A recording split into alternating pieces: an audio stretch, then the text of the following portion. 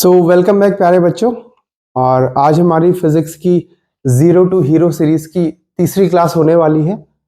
मुझे पूरी उम्मीद है कि आप लोग बहुत अच्छे से पढ़ रहे होंगे और अगर कोई डाउट आपको आ रहा है तो आप कमेंट में भी लिख सकते हैं। और मैंने अपनी जीमेल आईडी बार बार दी है SAMEN26PUROHIT@gmail.com।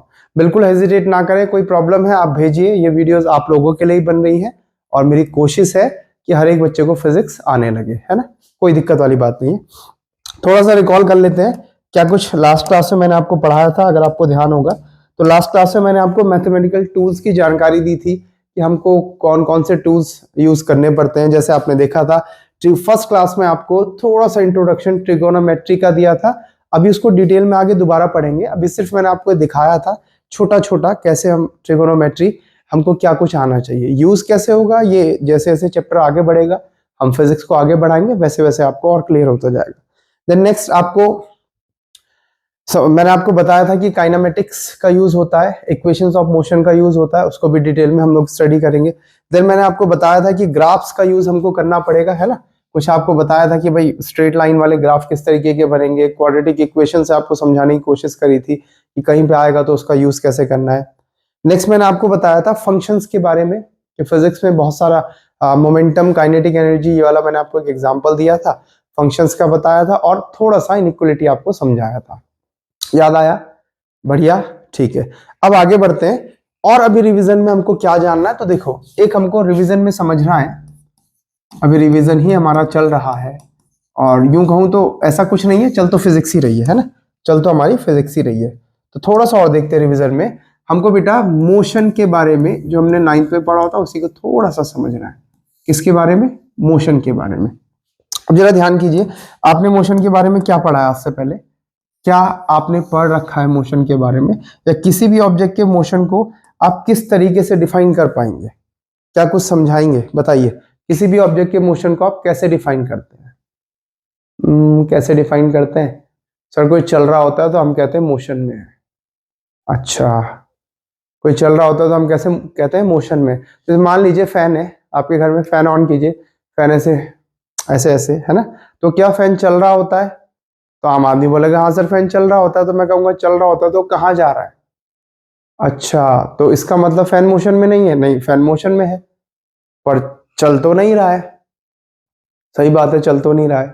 तो ऐसे तो जो जैसे आप लोगों ने देखा होगा कि दूध परचेज करा जाता है, मिल्क ना, तो अमूमन हमारे इधर तो लोकेलिटी में लोग कहते हैं कि 1 किलो दे दो, 2 किलो दे दो, 3 किलो दे दो। जबकि आपको पता है कि जो लिक्विड्स होते हैं उनका मेजरमेंट वॉल्यूम यानी लीटर्स में करा जाता है ना, कि 1 लीटर चाहिए कि 2 लीटर। तो आम आदमी लेमन लैंग्वेज अलग होती है, हमको तो फिजिक्स के बारे में बात करनी है, ठीक है। तो अब समझते हैं कि भाई मोशन क्या होता है और इसको कैसे हम समझ पाएंगे। देखो, अब एक एग्जाम्पल से मैं आपको समझाने की कोशिश करता हूँ। आइए एक एग्जाम्पल लेते हैं, उससे हम लोग थोड़ा समझने की कोशिश करते हैं। भाई मान लीजिए कि मेरे पास क्या है, ये एक गाड़ी है सपोज दैट, ठीक है। मेरे पास क्या है, यहाँ पे एक गाड़ी है और इस गाड़ी के अंदर ये देखो प्यारा सा, ये आप इस गाड़ी के अंदर बैठे हुए, ठीक है, मजे कर रहे हैं एकदम बढ़िया से। और ये आपका फ्रेंड या आपकी फ्रेंड, जो भी आप इसे कह लो, आपकी सिस्टर कोई भी हो सकता है, वो यहाँ पे बैठी हुई है, ठीक। ट्रेन है और ये पूरी तरह से कवर्ड है, बोलो ठीक है, पूरी तरीके से कवर्ड है, ठीक है। ये आगे चल रहा है सपोज दैट 2 मीटर पर सेकंड की स्पीड से। ये आगे चल रहा है सपोज दैट 2 मीटर पर सेकंड की स्पीड से। ये पूरा जो डब्बा है ट्रेन का आगे चल रहा है। एक यहाँ पे कोई हीरो, चलो यहाँ पे मान लो मैं ही हूँ, है ना, मैं हूँ यहाँ पे और मैं किसी का इंतजार कर रहा हूँ। मैं रेलवे स्टेशन पे बैठ करके मैं किसी का वेट कर रहा हूँ, कोई आने वाला है, मैं उसका वेट कर रहा हूँ। तो यहाँ पे मैं वेट कर रहा हूँ, ठीक है। तो मैं इसका कुछ नाम दे देता हूँ। सपोज दैट मैंने यहाँ पे नाम लिखा, इनका नाम लिखा मैंने ए, इनका नाम लिखा मैंने ए, ये आप है तो आपका नाम लिखा मैंने एस, एस फॉर स्टूडेंट, और ये आपके जो भी हैं तो इनका नाम मैंने लिख दिया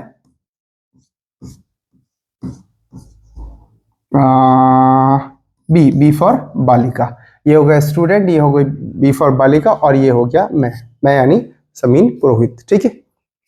तो अब क्या हुआ देखते हैं। देखते हैं ध्यान से। जब भी हम किसी चीज के मोशन को देखने की कोशिश करेंगे तो सबसे पहले क्वेश्चन ये होना चाहिए कि सर ऑब्जर्वर कौन है, मोशन को ऑब्जर्व कौन कर रहा है। ठीक है, मोशन को ऑब्जर्व कौन कर रहा है। तो सपोज दैट अभी ऑब्जर्वर मेरा ए है। अभी कौन है मेरा ऑब्जर्वर? ए। तो ए को मैं ऑब्जर्वर बना रहा हूं, ए मेरे ऑब्जर्वर है। ठीक, और किसके मोशन को देख रहे हो? एस के और बी के, इनके मोशन को ऑब्जर्व करेंगे। ठीक है ना, तो पहले तो भैया कोई ऑब्जर्वर होना चाहिए, तभी तो मोशन की बात हो पाएगी, है ना। चलो देखते हैं अब क्या हुआ। अभी ये जो सिचुएशन है एट स्टार्टिंग का टाइम है, तो फिजिक्स में हम स्टार्टिंग टाइम को t इक्वल्स टू 0 बोल देते हैं कि मतलब अब देखना स्टार्ट करेंगे। ठीक है ना, तो एट t इक्वल्स टू 0 अब ये गाड़ी चलनी स्टार्ट हुई, और मान लेते हैं कि स्टार्टिंग में ये वाला डिस्टेंस 1 मीटर है। किस किस के बीच का? ए और एस के बीच का, और ए और बी के बीच का डिस्टेंस सपोज दैट 2 मीटर है। बोलो ठीक है ना, हाइपोथेटिकल मैं मान रहा हूं अपनी तरफ से, आप भी मान सकते हैं, कोई प्रॉब्लम थोड़ी। ठीक है, बोलो ठीक है। चलो अब क्या होगा बच्चों, time t equals to 1 second. 1 second बाद क्या कहानी होगी जरा सोचो, शाबाश जरा सोचो। 1 सेकेंड बाद क्या कहानी होगी? सर बहुत सिंपल सा है, अगर इस पूरे डब्बे की स्पीड 2 मीटर पर सेकेंड है, इस ट्रेन के डब्बे की स्पीड 2 मीटर पर सेकेंड है, तो जाहिर सी बात है एस की भी स्पीड 2 मीटर पर सेकेंड होगी, और सुंदर बालिका की स्पीड भी 2 मीटर पर सेकेंड होगी, है ना। डब्बे में तो बैठे हैं, तो जिस स्पीड से डब्बा चल रहा है उसी स्पीड से ये दोनों भी चल रहे हैं। बोलो ठीक है, पक्का? चलो, तो इसकी स्पीड भी 2 मीटर पर सेकेंड, इसकी स्पीड भी 2 मीटर पर सेकेंड। अब बताओ ये स्पीड 2 मीटर पर सेकेंड का मीनिंग क्या होता है? प्रैक्टिकल मीनिंग बहुत सिंपल सा है। 2 मीटर पर सेकेंड का प्रैक्टिकल मीनिंग होता है it will cover 2 metre in 1 second. यही तो मीनिंग है कि ये जो भी जिसके पास भी स्पीड 2 मीटर पर सेकेंड है, पर सेकेंड मतलब 1 सेकेंड में, तो 1 सेकेंड में वो 2 मीटर का डिस्टेंस कवर कर लेगा। बोलो यही है ना, ठीक है। तो यहां से यहां हम जरा इसको दोबारा ड्रॉ करने की कोशिश करते हैं। ड्रॉ क्या करता हूं, इसको कॉपी ही कर लेता हूं। ठीक है, इसको यहां से कॉपी कर लेते हैं। ठीक है, तो ये आगे बढ़ा, और सपोज दैट मैंने इसको यहां पहुंचा दिया। बोलो ठीक है, सपोज दैट मैंने इसको 1 सेकंड बाद इस ऑब्जर्वर को यहां पे दिखाई दे रहा है। ठीक, अब जरा पता लगाओ डिस्टेंस में कितना चेंज आया होगा। सर पहले एस जो था, जो स्टूडेंट था, वो 1 मीटर डिस्टेंस पे था ए से। 1 सेकंड बाद ये भी 2 मीटर चल गया होगा, क्योंकि इसकी स्पीड भी कितनी है? 2 मीटर पर सेकंड। तो अब यहां से आगे कितना चला? सर बहुत सिंपल है, 2 मीटर और चल गया, है ना। ये वाले जो सुंदर बालिका थी, ये भी आगे कितना चली होगी? सर 2 मीटर चली होगी, क्योंकि स्पीड 2 मीटर पर सेकंड है। बोलो ठीक है, बोलो ठीक है। हाँ जी सर, बिल्कुल ठीक है, बिल्कुल ठीक है, बिल्कुल ठीक है।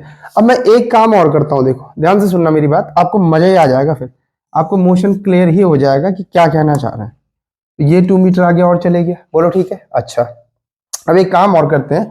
मान लो मैं एक और इंट्रोड्यूस कराता हूं कि यहाँ पे कोई और एक और है, जिसकी ये वाली डिस्टेंस ए से, इसका नाम कुछ रख देते हैं, है ना, इसका नाम गोलू रख देते हैं। तो गोलू भी यहाँ पे बैठा हुआ है, और गोलू किसी का वेट कर रहा है।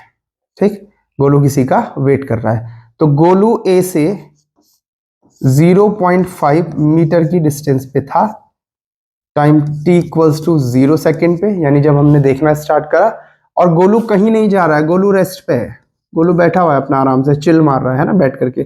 तो t इक्वल्स टू 1 सेकेंड पे भी गोलू अपनी जगह पे है। बोलो ठीक है, बोलो ठीक है। क्या इतनी बात समझ में आई? क्या ये क्लियर हुआ कि ये 1 मीटर से मैंने आगे 2 मीटर कैसे बढ़ाया, ये 2 मीटर से आगे 2 मीटर कैसे बढ़ाया? बोलो क्लियर माना। अगर स्पीड रखी है 2 मीटर पर सेकेंड, तो मतलब जिस भी मूविंग ऑब्जेक्ट के पास 2 मीटर पर सेकेंड की स्पीड है, वो 1 सेकेंड में 2 मीटर डिस्टेंस आगे बढ़ चुका होगा। बोलो इतनी बात समझ में आ रही है? पक्का? चलो, इतनी बात समझ में आ रही है? पक्का? चलो ठीक है, तो जरा आगे देखते हैं। अगर ऐसा ऐसा सीन है, तो मैं एक काम करता हूं, यहाँ पे ना एक छोटा सा टेबल बनाता हूं, और फिर कुछ समझने की कोशिश करेंगे। टेबल में क्या बनाएंगे? बहुत सिंपल है, कोई ज्यादा कॉम्प्लेक्स नहीं करूंगा, बस उसके बाद आपको मोशन समझ में आ जाएगा। हम क्या करेंगे, यहाँ पे लिखेंगे ऑब्जर्वर कौन है हमारा। ठीक, ऑब्जर्वर हम किसको ले रहे हैं और पोजीशन किसकी नापेंगे, पोजीशन किसकी नापेंगे। मान लीजिए मैं यहाँ पे पोजीशन मेजर करूंगा बी की और गोलू की, तो पहले गोलू की कर लेंगे, फिर एस की कर लेंगे, फिर बी की कर लेंगे। बोलो ठीक है। गोलू की पोजीशन मेजर कर लेंगे, एस की पोजीशन मेजर कर लेंगे और बी की पोजीशन मेजर कर लेंगे। और किस टाइम पे करूंगा वो भी यहां मेंशन कर लेते हैं, टाइम। तो पहले टाइम t इक्वल्स टू 0 पे कहानी चलेगी, ठीक। आओ जरा कहानी को चला ही लेते हैं, चलेगी क्या, अब चला ही लेते हैं, आओ कहानी चला लेते हैं, ठीक है। तो बेटा ऑब्जर्वर है मेरा ए, यानी मैं ऑब्जर्व कर रहा हूं, है ना, ऑब्जर्वर है मेरा ए। सबसे पहले किसकी पोजीशन चेक करनी है, t इक्वल्स टू 0 पे, गोलू की। तो देखो गोलू कितनी दूर है, 0.5 मीटर, ये रहा ना गोलू, देखो 0.5 मीटर। तो लिख दूं 0.5 मीटर। ये है गोलू की पोजीशन नापने का तरीका कि गोलू ऑब्जर्वर से 0.5 मीटर की डिस्टेंस पे। बोलो ठीक है, पक्का। चलो अब किसका देखना है, एस का। एस कितना डिस्टेंस पे है स्टार्टिंग में, देखो यहाँ फिगर में 1 मीटर, ठीक है। चलो तो एस का लिख दिया मैंने 1 मीटर। अब बी का देखो, सुंदर बालिका स्टार्टिंग में कितना डिस्टेंस पे है, बोलो बोलो, ये रहा सुंदर बालिका है 2 मीटर की डिस्टेंस पे। देख गई, सुंदर बालिका है 2 मीटर की डिस्टेंस पे, तो मैंने लिख दिया यहाँ पे 2 मीटर। कहानी चल रही थी टाइम t इक्वल्स टू 0 पे, कहानी चल रही थी टाइम t इक्वल्स टू 0 पे। अब क्या करते हैं, नेक्स्ट टाइम जो हमारे पास था कितना था, वो time t equals to 2 second पे, तो ये t इक्वल्स टू 0 सेकेंड्स पे था, और अब बनाते कहानी t इक्वल्स टू 2 सेकेंड्स पे। 2 सेकेंड लिया है ना, नहीं 1 सेकेंड लिया है, तो 1 सेकेंड पे ले लेते हैं। Time t equals to 1 second पे क्या कहानी होने वाली है। ऑब्जर्वर बेटा अभी भी मेरा ए ही है, ऑब्जर्वर नहीं बदला, मैंने ए ही देखा है। तो वापस देखते हैं, ए ने t इक्वल्स टू 1 सेकेंड पे गोलू को देखा, गोलू रेस्ट पे था, गोलू के पास कोई स्पीड नहीं थी, तो गोलू अभी भी एज इट इज 0.5 मीटर पे है। कहां पे है, 0.5 मीटर पे है गोलू। बोलो ठीक है। चलो एस को देखा, तो t इक्वल्स टू 1 सेकेंड वाली पिक्चर यहाँ पे बनी हुई है। एस को देखा तो एस कितना पहुंच गया, देखो ये है एस का distance, 2 metre plus 1 metre, that is 3 metre. कहां चले गया, 3 मीटर पे। बोलो ठीक है। और जरा बी का बताओ फिगर में देख करके। अब time t equals to 1 second पे ऑब्जर्वर ए को बी का पोजीशन क्या दिखाई दे रहा है, तो आंसर है, दिखाई दे रहा है 2 + 2 = 4 मीटर पे। कहां दिखाई दे रहा है, 4 मीटर पे। बोलो ठीक है, बोलो ठीक है। चलो अब इस ऑब्जर्वर की जगह खुद को रख करके देखो, तो आप क्या आंसर दोगे, आप बताओ। आप गोलू के बारे में क्या बोलोगे, आप बोलोगे सर गोलू रेस्ट पे है ना, गोलू रेस्ट पे है, यानी गोलू ने कोई मोशन नहीं करा, सही बात है ना, पक्का। चलो एस के बारे में क्या बताओगे, एस मोशन में है, हाँ है ना, बिल्कुल सर। इंट्यूशन से ही बात, आपके अंदर से बात आ रही होगी ना कि ऐसा सिनेरियो, तो आप कहोगे कि एस मोशन में है। Okay sir. बी के बारे में क्या कहोगे, सर यही कहूंगा बी भी मोशन में है। बोलो ये तो बताओगे ना कि बी मोशन में है, हाँ है ना, पक्का पक्का मोशन में है ना, ठीक है। चलो मान ली मैंने आपकी बात। तो गोलू रेस्ट पे है, एस यानी सुंदर बालक मोशन में है, या स्टूडेंट मोशन में है, और बी यानी सुंदर बालिका भी मोशन में है। बोलो समझ में आई बात। चलो ठीक है। अब ध्यान से सुनेंगे कि हमने ऐसा क्या ऑब्जर्व करा जिससे हमने बोला कि गोलू रेस्ट पे है, एस मोशन में है और बी मोशन में। हमने ऐसा क्या ऑब्जर्व करा, तो एक्चुअल में देखो हमने क्या ऑब्जर्व करा, हमने देखा कि अगर एस का पोजीशन में टाइम के रिस्पेक्ट में और किसी रेफरेंस के रिस्पेक्ट में, रेफरेंस यानी जो मेरा ऑब्जर्वर था, रेफरेंस के रिस्पेक्ट में अगर पोजीशन में चेंज हुआ है, अगर पोजीशन में चेंज हुआ है, तो हमने कहा कि एस मोशन में है। बोलो ठीक है। हुआ नहीं पोजीशन में चेंज, पहले ए के रिस्पेक्ट में 1 मीटर में था राइट में, अब ये लेफ्ट में, और अब ए के रिस्पेक्ट में लेफ्ट में कहां चले गया, 3 मीटर की डिस्टेंस पे। बोलो बात समझ में आ रही है, इसलिए हमने बोला कि ये रेस्ट में है। बोलो बात समझ में आ रही है, इसलिए हमने बोला कि ये रेस्ट में है। जल्दी बताओ भाई, बात समझ में आ रही है, इसलिए हमने बोला कि ये रेस्ट में है ना। ऐसे अगर हम बी को ऑब्जर्व करेंगे तो हमने क्या नोटिस करा, हमने नोटिस करा कि जो हमारे पास बी था वो स्टार्टिंग में ऑब्जर्वर ए के रिस्पेक्ट में लेफ्ट साइड में 2 मीटर के डिस्टेंस पे था और 1 सेकंड बाद वो 4 मीटर के डिस्टेंस पे चले गया। बोलो ये तो ऑब्जर्व करा हमने कि 1 सेकंड बाद वो 4 मीटर की डिस्टेंस पे चले गया। तो अगर वो 1 सेकंड बाद 4 मीटर की डिस्टेंस पे चले गया तो आपने बोला सर इसका मोशन y। बोलो ठीक है ना, इसी को तो मोशन, इसी से तो आपने मोशन को आइडेंटिफाई किया। अरे भाई मैंने अभी कोई डेफिनेशन नहीं बताई है, मैं तो बस ये बता रहा हूं कि आपने आइडेंटिफाई क्या कुछ करा है। बोलो ठीक है, पक्का? हाँ। तो क्या अब इस बात को समझ करके हम मोशन को डिफाइन कर सकते हैं?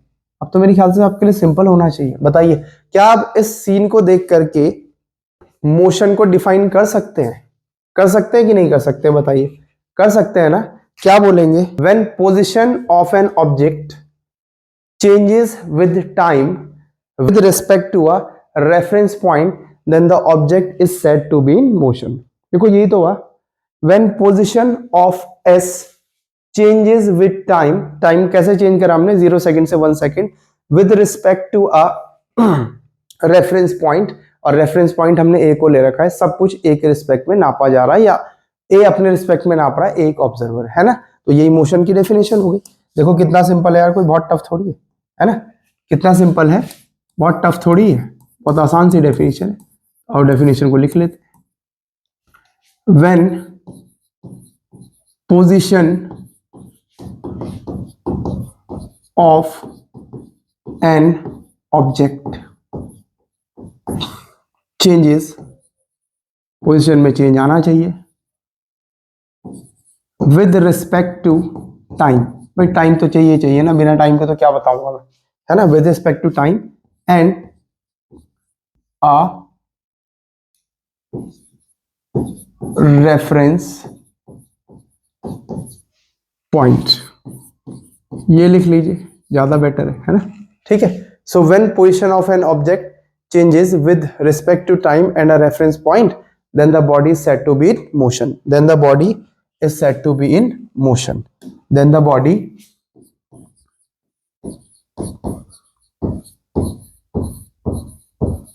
Is said to be. देखो बिल्कुल 9th का डेफिनेशन है और ऐसा नहीं है कि यहां चेंज हो जाएगा, बिल्कुल डेफिनेशन तो सेम ही रहेगा। बोलो ठीक है। अच्छा, अब आपके मन में सवाल आ रहा होगा कि सर फैन भी तो चलता है। हाँ जी चलता है, तो फैन का पोजीशन तो चेंज ही नहीं हुआ है। नहीं, वो डिफरेंट चीज है, that is rotational motion. Fan भी करता है लेकिन रोटेशनल मोशन करता है, उसको हम आगे सीखेंगे, ठीक है ना? आपकी फर्स्ट बुक का फिजिक्स का सेकंड लास्ट करीब हाँ सेकंड लास्ट ही चैप्टर है, उसको धीरे धीरे सीखेंगे, नो प्रॉब्लम, है ना? वो रोटेशनल मोशन कर रहा है, उसका डेफिनेशन भी बनाएंगे। बोलो ठीक है। मतलब वहां पे हम ओरिएंटेशन चेक करते हैं कि ओरिएंटेशन अगर चेंज हो गया है तो भी मोशन में कहा जा सकता है, but that is rotational motion, वो आगे सीखेंगे। बोलो समझ में आया? क्या मोशन का डेफिनेशन समझ में आया? पक्का?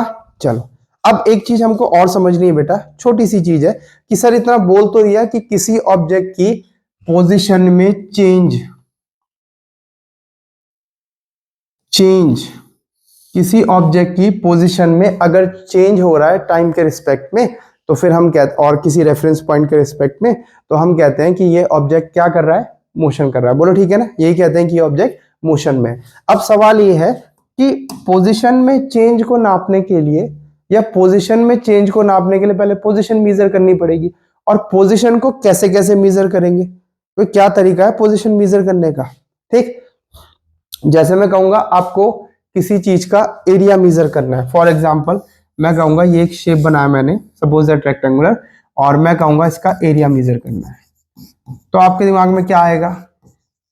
क्या आएगा आपके दिमाग में? आपके दिमाग में आएगा कि सबसे पहले भाई एरिया मेजर करने का तरीका क्या होता है, तो आप बोलोगे यार एरिया मेजर करने के लिए तो लेंथ मेजर करनी पड़ती है और ब्रेड्थ मेजर करनी पड़ती है ना। तो आप बोलोगे एरिया बराबर होगा length into breadth, length into breadth, और फिर आप वैल्यू डालोगे भाई 2 मीटर, मेजर करोगे इसे 2 मीटर, फिर इसे मेजर करोगे 3 मीटर। तो मेजर करने का तरीका क्या है? सर मेजर करने का तरीका ये होगा कि मैं यहाँ पे अपना स्केल रख दूंगा, है ना? ये तो करोगे, यहाँ पे लाओगे स्केल, इसको रखोगे, इसकी वैल्यू मेजर करोगे, फिर स्केल को यहाँ पे लाओगे और इसकी वैल्यू मेजर करोगे, ऐसे करके। तो एटलीस्ट हमें ये तो बताओ कि करना कैसे है। बोलो बात समझ में आ रही है? एटलीस्ट हमें ये तो बताओ कि हमने करना कैसे। तो सवाल वही आता है कि सर बात तो सारी ठीक है, पर ये तो बताओ कि पोजीशन को कैसे मेजर करेंगे, है ना। तो सवाल ये है, तो देखो हमने ज्यादातर खेल 2 डायमेंशन में ही खेलना है। ये बोर्ड जिसमें मैं आपको पढ़ा रहा हूँ ये 2 डायमेंशन है। देखो ये हो गई इसकी लेंथ, ये हो गई हाइट, दो ही चीजें नापोगे ना, लेंथ हाइट, 2 डायमेंशन मेजर कर रहे हो। बोलो ठीक है। आपकी नोटबुक जो आप यूज करते हैं उसमें भी आप देखिए आपकी नोटबुक होगी, ऐसे ऐसे उठाइए, ऐसे रखिए, क्या नापेंगे, एक ये वाली साइड, एक ये वाली साइड, थिकनेस तो नेग्लिजिबल है उसकी। बात समझ रहे हैं ना, 2 ही डायमेंशन यूज करेंगे। तो ज्यादातर हमने 2D में ही सारा काम करना है, 2 डायमेंशन में ही काम करना है। तो हमको क्या करना पड़ेगा, फॉर मेजरिंग पोजीशन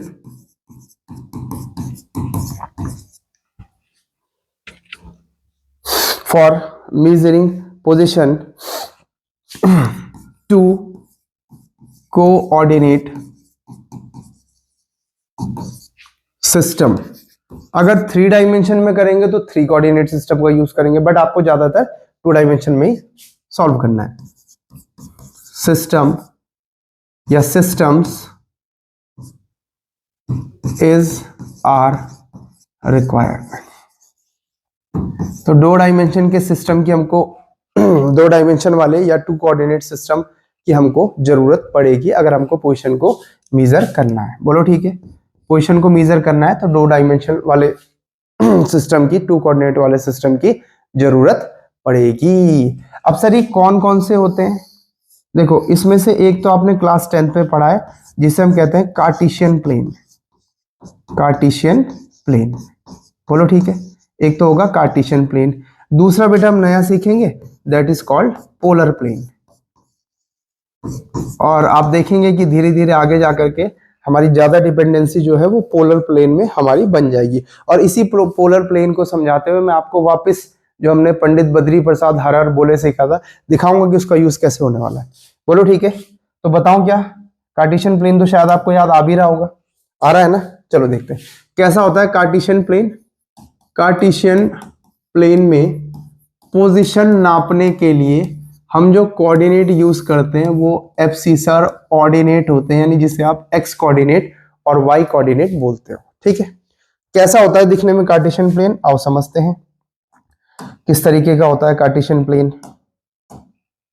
कुछ नहीं करना, पहले और बनाएंगे, ये रहा और ये मैंने कर दिया। बोलो ठीक है।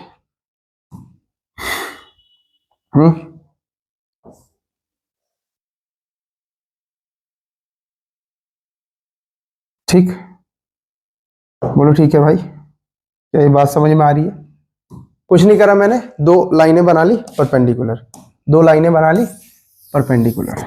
अब एक चीज और समझना, जरूरी नहीं है कि ये इसी तरीके से हो, बस 2 लाइनें परपेंडिकुलर होनी चाहिए। ठीक है, 2 लाइनें परपेंडिकुलर होनी चाहिए। मैं चाहूं तो इसको ऐसे घुमा दूं, देखो अभी भी इन दोनों लाइनों के बीच एंगल 90 डिग्री है। ध्यान से देखो, एंगल थोड़ी बदला है। ऐसे रखूंगा तब भी इन लाइंस के बीच एंगल 90 डिग्री है, ऐसे रखूंगा तब भी 90 डिग्री है। तो मैं ओरिएंटेशन कैसा भी दे दूं, इन दोनों लाइंस के बीच एंगल हमेशा 90 डिग्री हमको दिखाई देगा। बोलो बात समझ में आ रही है सबको, पक्का। चलो ठीक है, बात समझ में आ रही है तो बहुत अच्छी बात है। अब थोड़ा सा इसको समझ लेते हैं। ठीक, तो कार्टेशियन प्लेन का मतलब हो गया जैसे ये प्लेन है, हमने इसमें 2 लाइंस परपेंडिकुलर बना ली। अब देखो जहां पे दोनों लाइनें एक दूसरे को इंटरसेक्ट करती है वहीं से सारी कहानी शुरू होती है, और उस पॉइंट को हम कहते हैं ओरिजिन। अल्फाबेट ओ से डिनोट करते हैं, उस पॉइंट को हम कहते हैं ओरिजिन। बोलो ठीक है, बोलो ठीक है, ओके। अब सर आगे क्या होगा, आगे कुछ नहीं होगा। देखो आगे बहुत प्यारी सी चीज होने वाली है। हम क्या करेंगे, इस पे कुछ अपनी मर्जी से डिस्टेंस मान लेते हैं। फॉर एग्जाम्पल मैंने माना ये 1, ये 2, ये 3, ये 4, ये 5, सपोज दैट ये माना 6। ऐसे इस पे भी मान लेता हूं 1, 2, 3, 4, 5 एंड 6। बोलो ठीक है, 6 यहाँ पे लिख दिया मैंने। ठीक है ना, बात समझ में आ रही है, ओके। अब क्या करा हमने, यहाँ पे मैंने सपोज दैट मुझे एक पॉइंट मिला, ये था एक पॉइंट। ठीक है, ये रहा एक पॉइंट। ठीक, या कोई भी है, तुम बैठे हो, कोई भी बैठा है, तुम्हारा दोस्त बैठा है, उसकी दोस्त बैठी है, कोई भी बैठ सकता है। इस पॉइंट का नाम मैंने रखा पी फॉर पॉइंट। ठीक, अब किसी ने मुझे कहा कि जरा इस पॉइंट का पोजीशन मेजर करो। पोजीशन मेजर करूंगा तभी चेंज इन पोजीशन देख पाऊंगा, तभी जाके मोशन को पता लगा पाऊंगा।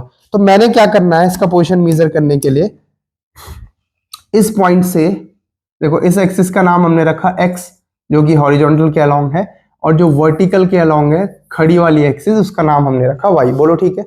जो हॉरिजॉन्टल के अलोंग है उसका नाम हमने रखा एक्स, जो वर्टिकल के अलोंग है उसका नाम रखा हमने वाई। लेकिन मैं ये नहीं कह रहा हूं कि हमेशा ऐसा ही होता है, मेरी आपकी मर्जी, आप इसको वाई पढ़ लो इसको एक्स पढ़ लो, कोई फर्क नहीं पड़ता है। ठीक है, ऐसा कोई होता नहीं है, कन्वेंशन के हिसाब से ऐसा ले लेते हैं। बोलो ठीक है। अब मैंने क्या करा, मुझे इस पॉइंट के कोऑर्डिनेट चाहिए, यानी इस पॉइंट का मुझे एड्रेस चाहिए, मतलब मुझे इस पॉइंट का एड्रेस चाहिए। तो एड्रेस कैसे दूंगा मैं, मुझे ये पता लगाना पड़ेगा कि इस पॉइंट तक पहुंचने के लिए एक्स के अलोंग कितना चलना है और फिर ऊपर कितना चलना है, आगे कितना जाना है, ऊपर कितना चलना है। सर ये कैसे पता लगाएंगे, आओ देखो इसका तरीका देखो, बहुत आसान सा तरीका है। हम क्या करते हैं बेटा, हम क्या करते हैं, हम यहां से एक परपेंडिकुलर ड्रॉ करने वाले हैं। ठीक, ये रहा एक परपेंडिकुलर ड्रॉ करने वाले हैं। तो मैं क्या करूंगा, इस पॉइंट P से एक परपेंडिकुलर ड्रॉ करूंगा एक्स एक्सिस के ऊपर। देखो यहां पे इसने काटा, दिखाई देता है। मैंने इस पॉइंट P से एक्स एक्सिस के ऊपर एक परपेंडिकुलर लाइन डाल दी, और ऐसे ही मैंने इस पॉइंट P से वाई एक्सिस के ऊपर एक लाइन डालनी है, वो भी परपेंडिकुलर। ठीक है, तो यहां से भी मैं एक लाइन डालता हूं परपेंडिकुलर। ठीक, देखो यहां कहीं मैच हो रही है। ठीक है ना, ये मिल गया मुझे। बोलो ठीक है। क्या करा मैंने, कुछ नहीं करा, पॉइंट से एक्स एक्सिस के ऊपर एक परपेंडिकुलर ड्रॉ कर दिया, पॉइंट से वाई एक्सिस के ऊपर एक परपेंडिकुलर ड्रॉ कर दिया।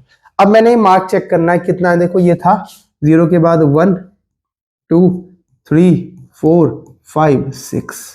अच्छा, यानी इस पॉइंट P तक पहुंचने के लिए आपको ओरिजिन से 1 2 3 4 5 6 स्टेप इस साइड चल रहा है, यानी राइट में चल रहा है, यानी हमने पॉजिटिव ले रखा है।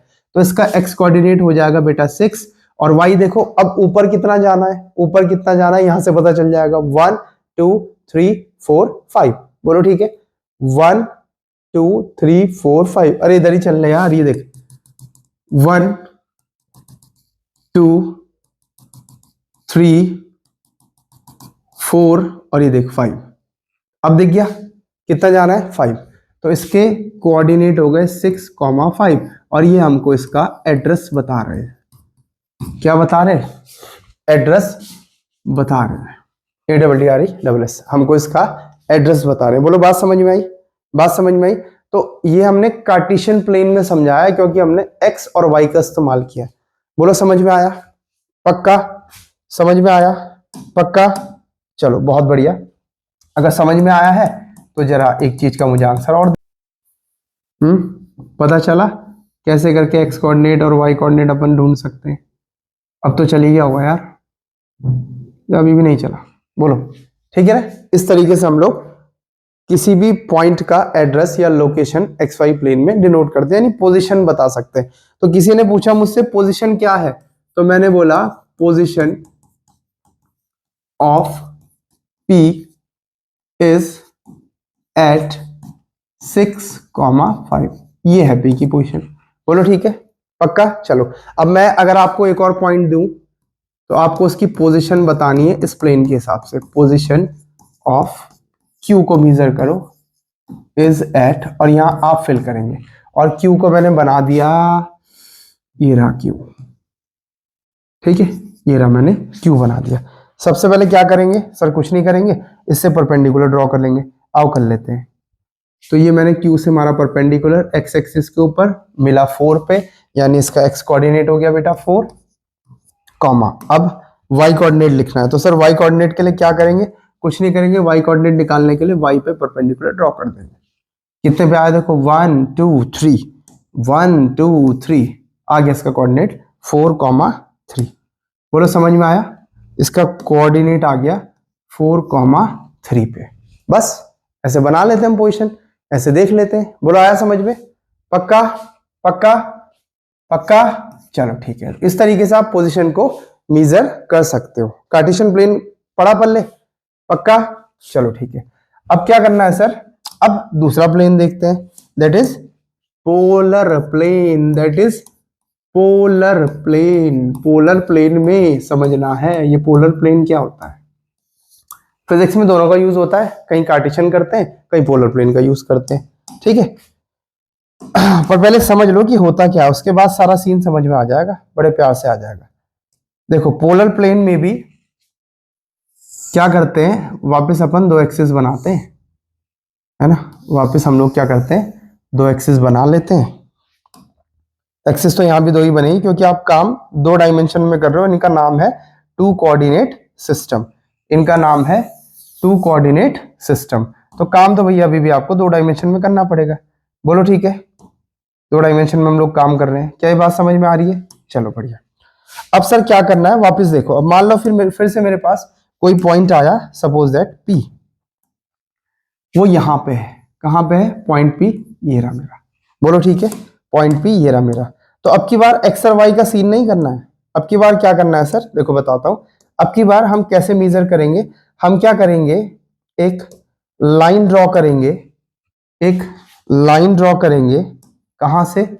ओरिजिन से सीधे उस पॉइंट की तरफ। ये बोलो ठीक है, ओरिजिन से सीधे मैंने एक लाइन ड्रॉ कर दी उस पॉइंट की तरफ, ऐसे। ये ओरिजिन से एक लाइन ड्रॉ कर दी मैंने उस पॉइंट की तरफ। आई थिंक अब तो विजिबल हो गई है ना, अब साफ साफ दिखाई दे रही होगी। एक लाइन ड्रॉ कर दी ओरिजिन से उस पॉइंट P की तरफ। बोलो ठीक है। अच्छा अब सर और क्या करना है, और क्या करना है? अब बेटा ये देखना है कि ये लाइन एक्स एक्सिस की पॉजिटिव डायरेक्शन से एंटी क्लॉकवाइज कितना ऊपर है। तो ऐसे रखा मैंने एक्स एक्सिस, है ना, और इससे यूं ऊपर को आए तो ये मिल गया मुझे। देखो ऐसे रखा मैंने, इससे यूं ऊपर को आए तो मुझे मिल गया। मतलब ये एंगल नापना है इस डायरेक्शन में, ठीक है। सपोज दैट ये एंगल है थीटा, सपोज दैट इसकी लेंथ है r। बस यही दो कोऑर्डिनेट होते हैं, है ना। तो पोलर प्लेन में कोऑर्डिनेट r कॉमा थीटा की फॉर्म में लिखे जाएंगे, जबकि कार्टेशियन प्लेन में कोऑर्डिनेट x कॉमा y की फॉर्म में लिखे जाते थे। बोलो बात समझ में आ रही है? आ रही है कि नहीं आ रही है? पक्का? पक्का? चलो मान लो मैं आपको एक और पॉइंट देता हूं। सपोज दैट यहां पे मैंने एक नया पॉइंट बना लिया, ये रहा। सपोज दैट इसका नाम रखा मैंने P1, ठीक। क्या नाम रखा? P1, okay. अब मैंने क्या बोला आपसे कि जरा मुझे P1 के कोऑर्डिनेट लिख करके दिखाओ, ठीक। तो आप मुझसे बोलोगे कि सर सबसे पहले क्या करो, आप एक लाइन ड्रॉ कर लो जो ओरिजिन से P1 को जोड़ेगी। तो ये कर ली, देखो मैंने एक लाइन, ठीक है। ये मैंने एक लाइन ड्रॉ कर ली, ठीक। ये मैंने एक लाइन ड्रॉ कर ली, ये रही, देखो दिखाई दे रही है, ठीक है। सर जरा इस लाइन की लेंथ मेजर करो। आओ कर लेते हैं, आओ कर लेते हैं, इस लाइन की लेंथ मेजर कर लेते हैं।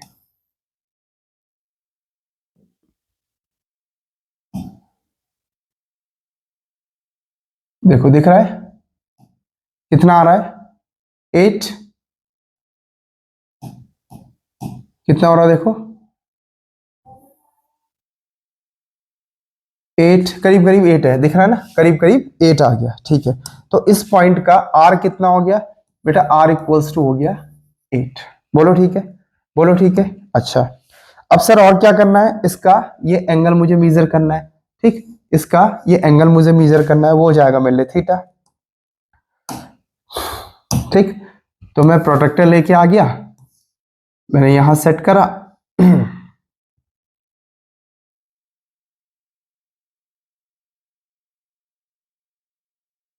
ऐसे, ठीक है। इसको सेट करा और देखो लगभग कितना है यहाँ से, कितना है देखो यहाँ से 0, 10, 20,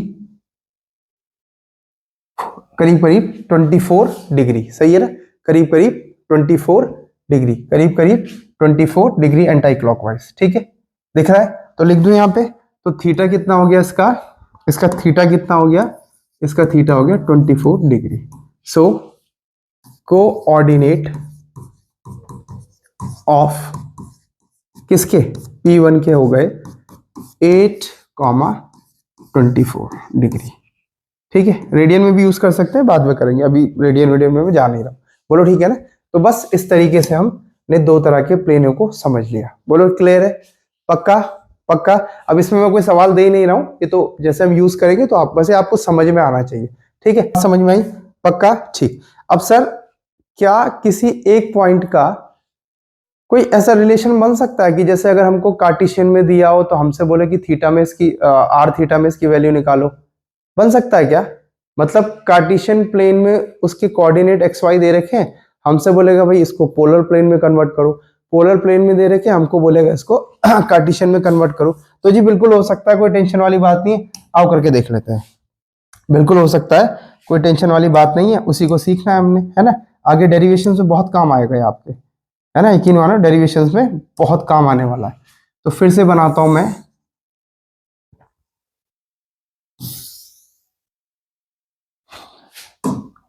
2D में, फिर से बनाता हूं मैं 2D में, और आइए समझने की कोशिश करते हैं, है ना। ये बना दिया देखो मैंने 2D में, ठीक, बढ़िया सा। और एक काम करता हूं मैं, इसे फिलहाल पहले एक्स वाई प्लेन पढ़ लेता हूं। तो इसको लिख दिया मैंने एक्स बेटा, इसको लिख दिया मैंने वाई। बोलो ठीक है।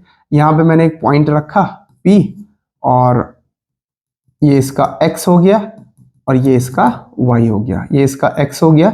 सपोज दैट इसकी वैल्यू x1 है। मैं वेरिएबल्स में बात कर रहा हूं ना, समझ रहे हो ना। मैं नंबर नहीं लिखूंगा क्योंकि नंबर तो पर्टिकुलर केस का हो जाता है, और इसके कोऑर्डिनेट y1 है। तो p का कोऑर्डिनेट क्या हो गया बताओ? x1, y1, ठीक है ना। p तक पहुंचने के लिए x के अलोंग x1 चलना पड़ा और ऊपर y1 चलना पड़ा। बोलो बात समझ में आ रही है?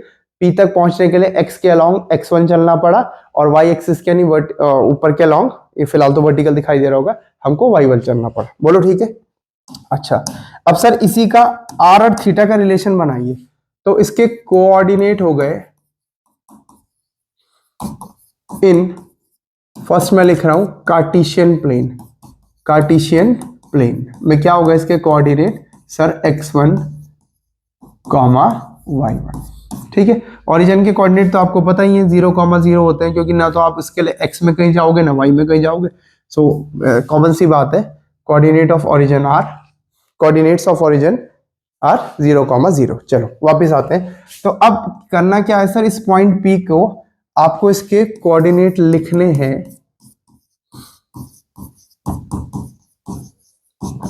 इन पोलर प्लेन में,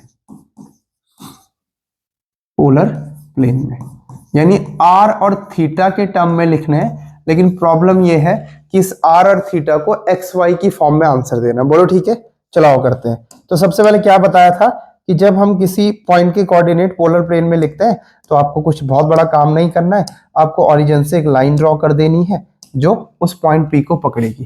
तो ये लाया मैं लाइन और इसने पकड़ा पॉइंट P को। बोलो ठीक है, बोलो ठीक है। ये लाया मैं लाइन और इसने पकड़ा पॉइंट P को, ठीक, ये पकड़ लिया देखो इसने पॉइंट P को। बोलो ठीक है। अच्छा, यही तो मेरा R है, यही तो मेरा R है, यही तो है R, इसकी लेंथ, यही तो मेरा R है। बोलो ठीक है ना, देखो यही तो मेरा R है, ठीक। और थीटा कहाँ है सर? x एक्सिस की, x की पॉजिटिव डायरेक्शन, ये पॉजिटिव होता है, नेगेटिव x होता है, एंटी क्लॉकवाइज। एंटी घड़ी ऐसे चलती है, टक टक टक टक, 12, 1 2 3 4 5 6, ये क्लॉकवाइज, और उल्टा चल रहा, अगर उल्टा बोलेंगे तो एंटी क्लॉकवाइज। तो ये एंटी क्लॉकवाइज डायरेक्शन से जो एंगल है इसको हमने पढ़ लिया थीटा। बोलो ठीक है। अब इस थीटा और r का रिलेशन x1 और y1 से लाना है, ठीक। अच्छा देखो ध्यान से, ये x1 तो ये भी x1 ही होगा। x1 क्या बता रहा है? हाँ बड़ा इंपॉर्टेंट, बढ़िया याद आ गया। x1 क्या बता रहा है? देखो ध्यान से, ये x1 है ना, ये क्या बता रहा है? इस पॉइंट की y एक्सिस से परपेंडिकुलर डिस्टेंस। x1 क्या बता रहा है? इस पॉइंट P की y एक्सिस से परपेंडिकुलर डिस्टेंस दिखाई देती है, ये रही। x1 क्या बता रहा है? पॉइंट P की y एक्सिस से परपेंडिकुलर डिस्टेंस। बोलो ठीक है, ओके। और y1 क्या बता रहा है? y1 बता रहा है, ये रहा y1, है ना, ये रहा y1। y1 क्या बता रहा है? इस पॉइंट P की x एक्सिस से परपेंडिकुलर डिस्टेंस। बोलो बात समझ में आई? पक्का? तो इसका मतलब अगर इस पॉइंट P की x एक्सिस से परपेंडिकुलर डिस्टेंस y1 है तो ये भी तो y1 ही होगा, है तो परपेंडिकुलर डिस्टेंस ही ना भाई। चलो, तो ये भी कितना हो गया? y1। बोलो ठीक है, पक्का। और ये कितना हो गया? ये भी हो गया x1। क्या इतनी बात समझ में आई? पक्का इतनी बात समझ में आई? अब जरा मैं इस ट्राइंगल को अलग से बना लूं, ठीक, ओपी, और इस पॉइंट का नाम में कुछ रख लूं, ए रख लेता हूं।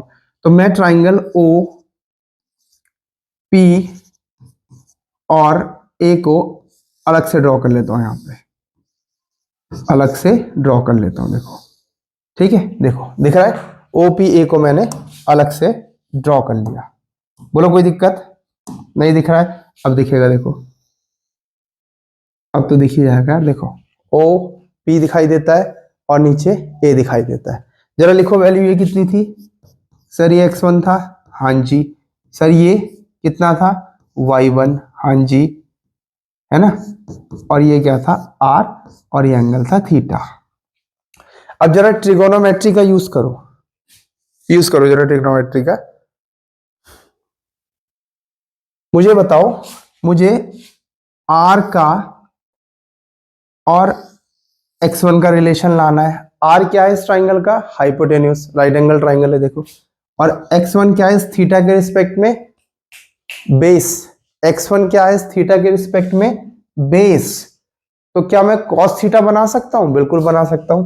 cos थीटा क्या होता था? cos थीटा होता था बेस, प्रीवियस वीडियो में मैंने आपको पढ़ाया, अपॉन हाइपोटेन्यूज, ठीक।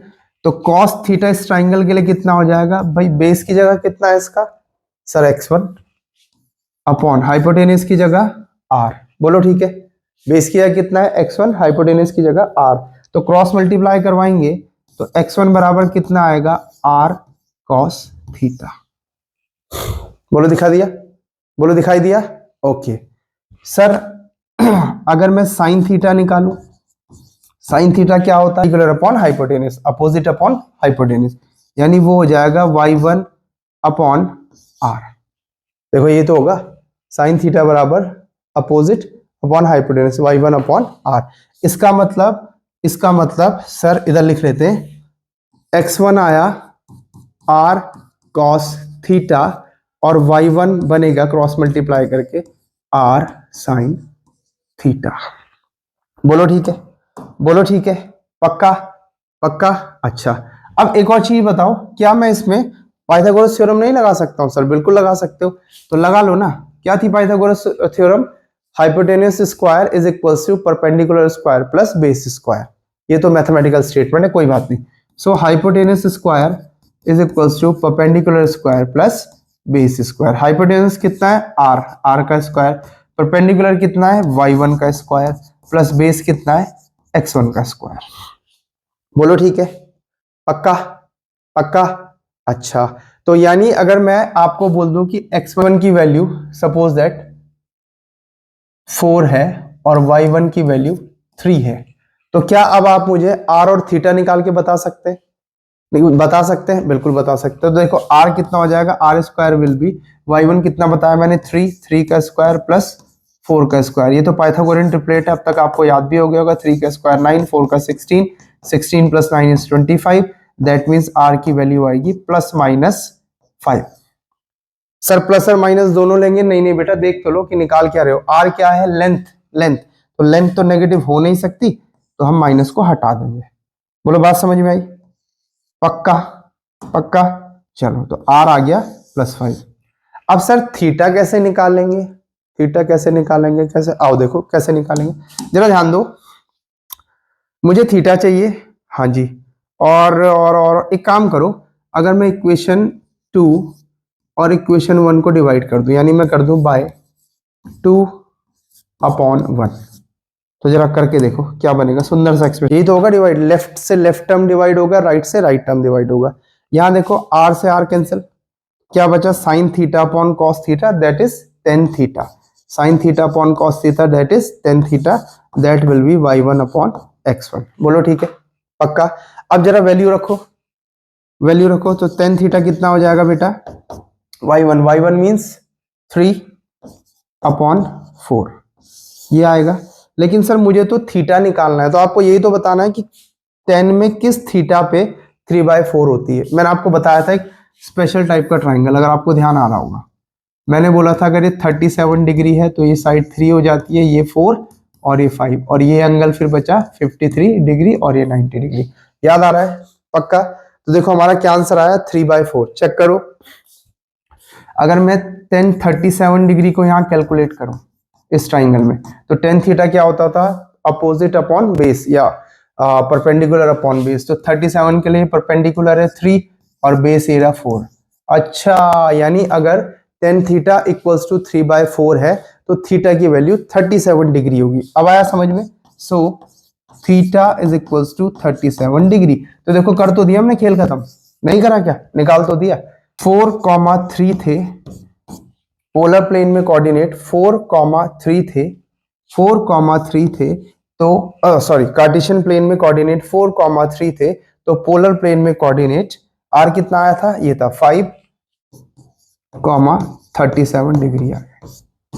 देखो कितना प्यारा है। और फिजिक्स में इसका यूज होना है, 100% यूज होगा। यानी हमको जरूरत पड़ेगी हम पोलर प्लेन से कार्टेशियन प्लेन में कूद जाएंगे, हमको जरूरत पड़ेगी हम कार्टेशियन प्लेन से पोलर प्लेन में कूद जाएंगे। और मैंने आपको नया कुछ नहीं बताया। बताओ क्या ये आपको पहले से नहीं आता है कि tan थीटा होता है sin theta upon cos theta? बोलो, आता है ना? अरे हाँ या ना? बिल्कुल सर। क्या मैंने आपको पाइथागोरस थ्योरम पहले नहीं पढ़ाई? बिल्कुल पढ़ाई। तो बताओ मैंने नया क्या यूज करा इसमें? कुछ भी नहीं करा नया। फिजिक्स रिलेटेड है, पुराना जो पढ़ोगे वो ढंग से आएगा तो आगे कभी समझ में आएगा। बोलो क्या ये कहानी क्लियर हुई? पक्का? क्या आप इस कहानी को समझ पाए? पक्का? ठीक है, वेरी गुड। वीडियो बहुत लंबा हो रहा है, कोई प्रॉब्लम नहीं है। ठीक, छोटा सा एक चीज और समझ लेते हैं। तो ये क्लियर हो गया ना? तो नोट करना तो आप लोग नोट कर लीजिए अच्छे से, बड़े प्यार से इसको नोट कर लीजिए। ठीक, पक्का? मैं आगे बढ़ूं? मैं हट जाता हूं साइड, आप पॉज करके नोट कर लीजिए। चलिए मैं अब आगे बढ़ता हूं नेक्स्ट पे। ठीक, तो हमने समझ लिया कि भाई पोजीशन मोशन का मतलब होता है कि ऑब्जेक्ट की पोजीशन में चेंज होना चाहिए ऑब्जर्वर के रिस्पेक्ट में। अच्छा, और पोजीशन को नापने के हमारे पास फिलहाल दो तरीके तो आए गए हैं टू कोऑर्डिनेट सिस्टम में। एक हमने देखा कार्टेशियन प्लेन जिसमें x, y की फॉर्म में किसी भी ऑब्जेक्ट की पोजीशन को ओरिजिन से नापेंगे, और दूसरा हमने देखा पोलर प्लेन जिसमें किसी भी ऑब्जेक्ट की पोजीशन को r, थीटा टाइप में मेजर करा जाता है। बोलो ठीक है ना? पक्का? चलो अब आगे क्या समझना है बेटा। अब एक छोटा सा टर्म मैं आपको समझा रहा हूं, दैट इज बड़ा अच्छा सा है, ऐसा कुछ घबराने की जरूरत नहीं है। Frame of reference. Frame of reference, इसको और समझना है। What is this frame of reference? Sir ये फ्रेम ऑफ रेफरेंस क्या हुआ? मतलब एक ऐसा फ्रेम जिससे रेफर करा जा रहा होगा, जिसके हिसाब से चीजें निकाली जा रही होगी। ठीक, तो कुछ नहीं होता फ्रेम ऑफ रेफरेंस। आपको उठाना है बेटा, आपको उठाना है टू कोऑर्डिनेट सिस्टम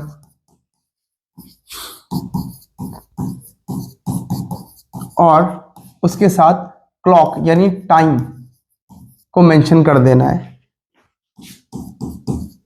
टाइम साथ में ले लेना है। बस इसी को हम फ्रेम ऑफ रेफरेंस कहते हैं। बोलो बात समझ में आ रही है? इसी को हम फ्रेम ऑफ रेफरेंस कहते हैं।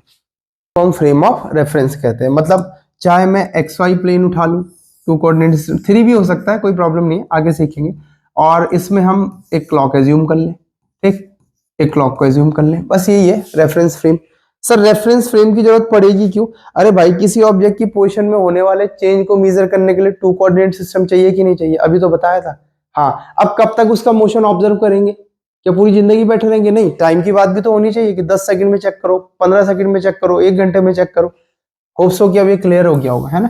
तो फ्रेम ऑफ रेफरेंस क्या चीज होती है आपको समझ में आ गया होगा। अच्छा, frame of reference living non living किसी पे भी लगाया जा सकता है। जैसे हमने देखा था इस वाले केस में, कहाँ गया? आ जाओ भाई जल्दी आ जाओ। अरे वो कहाँ चले गया? ये वाला केस देखो, हमने देखा था, है ना? ये देखो इसको, ये वाला केस हमने देखा था।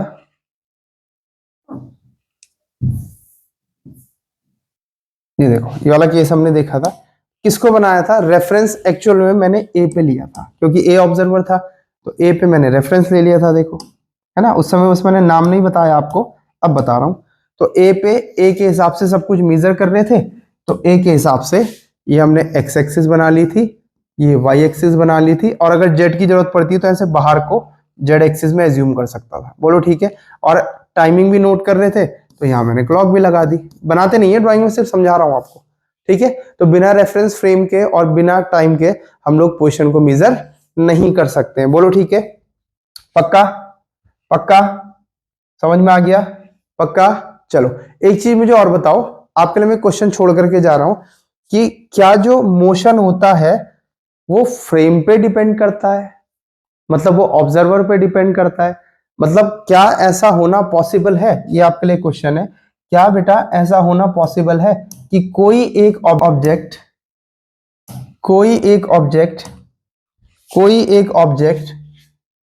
ऑब्जर्वर, दो अलग अलग ऑब्जर्वर के लिए, for example observer A and observer B, और ये लोग किसको ऑब्जर्व कर रहे हैं? सी को।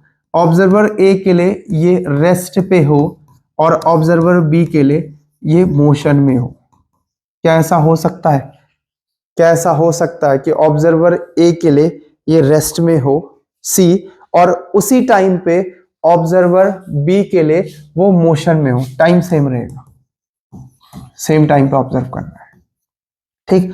अगर ऐसा हो सकता है कि ऑब्जर्वर बदलने से, यानी फ्रेम ऑफ रेफरेंस को बदलने से, यानी फ्रेम ऑफ रेफरेंस को बदलने से मोशन के अलग अलग आंसर आ रहे हैं, तो आप कहेंगे कि मोशन इज